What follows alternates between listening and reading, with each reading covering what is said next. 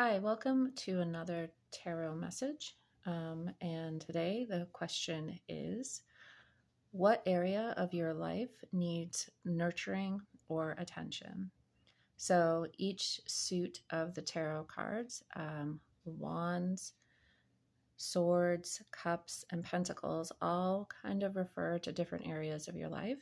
So I figured if we get a majority of one of those suits over the other, that would be a good indication of what area we might need to focus on. So I shuffled the cards off screen so I could cover up the parts that might not be appropriate. And I'm going to lay them down as they came out of the deck. I have on the table a rune, which is Kaunan, which indicates torch or fire, and in this case, maybe holding a vision or passion. So let's get started here. Move this aside.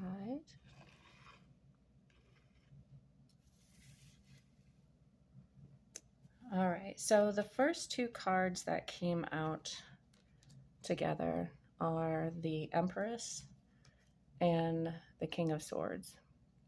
So some keywords for the Empress would be femininity, beauty, nurturing, motherhood, abundance, nature. And then for the King of Swords, it might be mental clarity, truth, power, authority, and decisions.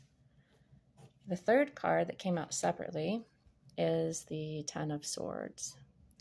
So the Ten of Swords could be endings. Sometimes it could be brutal endings or tragic endings, loss, crisis, or betrayal.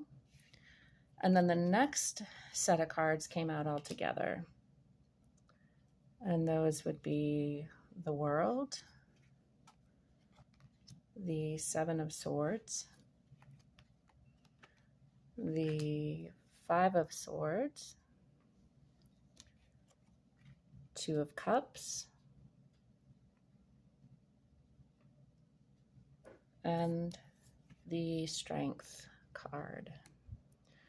So going down the row here, just looking at a few keywords would be for the World, completion, wholeness, beginnings, accomplishment. Seven of Swords, acting strategic, resourcefulness, or deception and trickery. Five of Swords, defeat, conflict, competition, winning at all costs, aggression. The Two of Cups, partnership, unified love or unity, mutual respect, balanced relationships. And the Strength card, compassion, self-assurance, passion, inner strength, trust, courage, maybe an inner struggle, and kindness to oneself. So looking at the cards, if we were to go with a particular suit, it would be the swords. There's a lot of swords here on the table, and swords tend to deal with intellect and action. Also, it could be conflict. You know, you think of swords, you think of fighting. Change, ambition, power, logic, thought. It's an air sign. So you could see that there's a lot of conflict, perhaps. And when I looked at the cards individually at the keywords, you could see that it's not a very comfortable feeling. But if you step back a little bit and you look at the cards, if you look at the Empress and the King of Swords together, there's a feminine, masculine kind of energy there. And I say this, you know, in the stereotypical sense, if we think feminine, masculine, mother, father, that kind of situation. But the attributes are the traits that we put towards the quote gender. But it also means something as like yin and yang, light and dark, push, pull, those kinds of opposites. So we could see that it's like the nurturing feeling, but also using logic. So heart and head kind of scenario. And then you have the Ten of Swords, which are like, okay, so here is a big ending to something, whatever it might be, a relationship, your personal struggle, whatever it might be. But then the next line is followed, the Ten of Swords is followed by the World here. And the World is a very light and soft kind of feel opposed to this person that is laying on the beach with a bunch of swords on its back. And then you have like a tragic ending, but then you have kind of like a beautiful new beginning, a completion. Look at your accomplishments. So once again, the dichotomy of maybe light and dark, aggressive, nurturing kind of feeling. And then the Seven of Swords and the Five of Swords.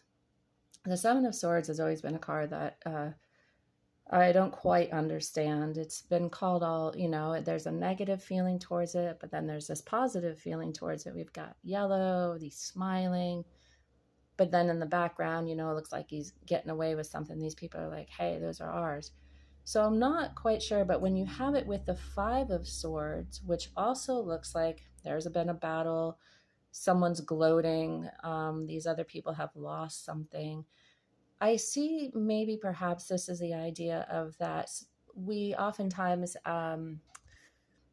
might have to act a certain way in our lives. Like, say, we could think of this as trickery and getting away with something, but it also could be resourcefulness, being strategic.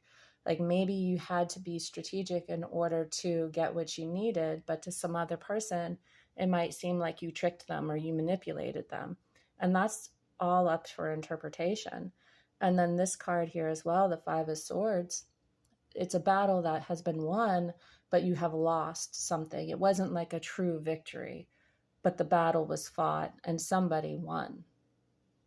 So that play again of, having a conflict where sometimes you might have to give a little or you take a little, whatever you might see as more aggressive or more nurturing or being flexible or being rigid, the push and pull effect.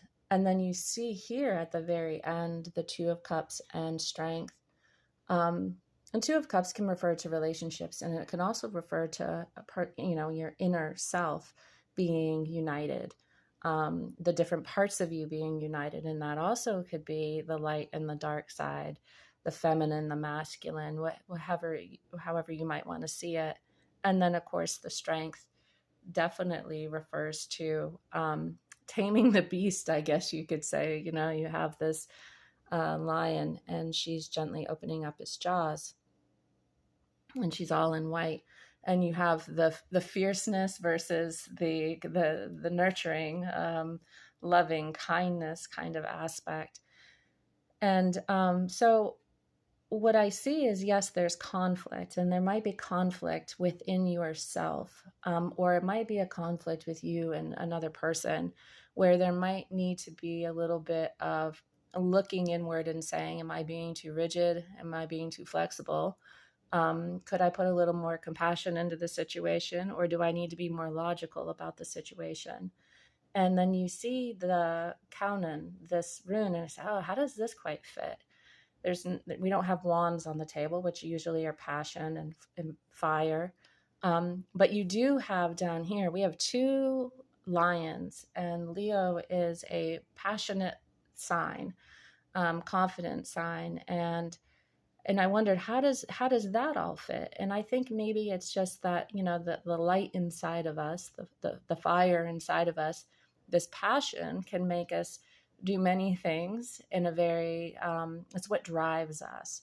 And I think that's kind of, maybe looking at what is driving us in this situation. What is feeding this, in this case, it might be this negative or this beast inside of us, or what's feeding this more nurturing part of us, and then applying that to a situation is like, what could I do? What do I need from this? How could I maybe change my approach, especially if something's not working, if there is a conflict.